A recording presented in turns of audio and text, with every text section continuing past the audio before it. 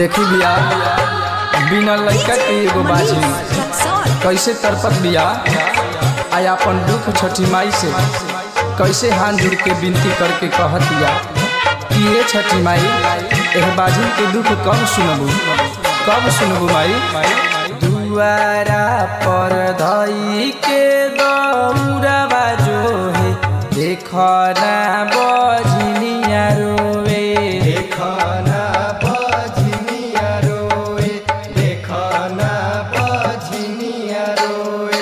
गंगा जी के धई के हो पनिया जो है देखना बजनिया रोवे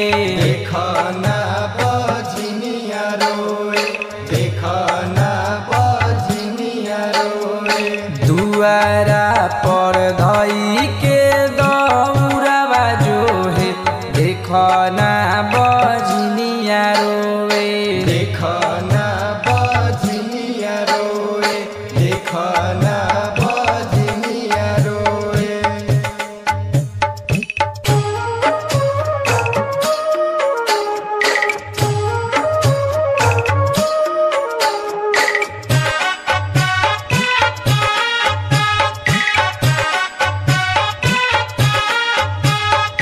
गलती जान भइल बाटे माफ कर माई हमरो के बाजिन के कलंक द हटाई। गलती जान भइल बाटे माफ कर माई हमरो के बाजिन के कलंक द दोसारा के देखी लइका मनवा मोहे देखना बजनिया रोवे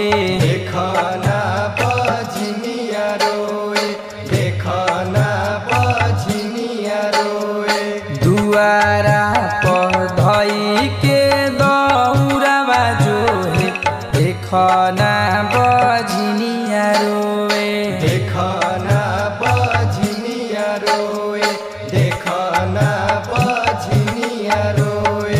गंगा जी के धई के हो पनिया जो है देखना बजनिया रोवे डीजे मनीष रक्सौल।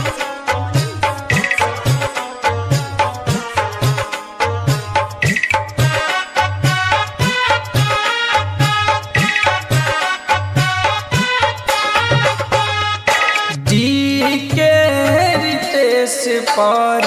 कृपा बरसादी कहेले राजू तरी हमरो पता की दी के रितेश पर कृपा बरसादी कहेले राजू तरी हमरो पता की फल हरी जोरे जोरे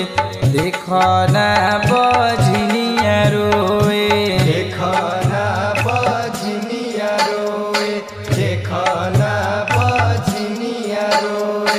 दुआरा पर धई के दौड़ावा जो है देखना बजनिया रोवे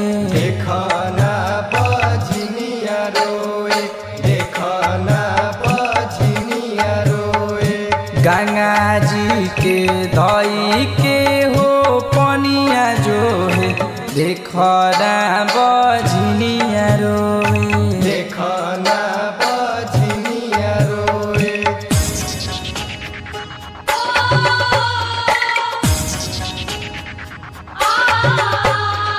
डीजे मनीष रक्सौल।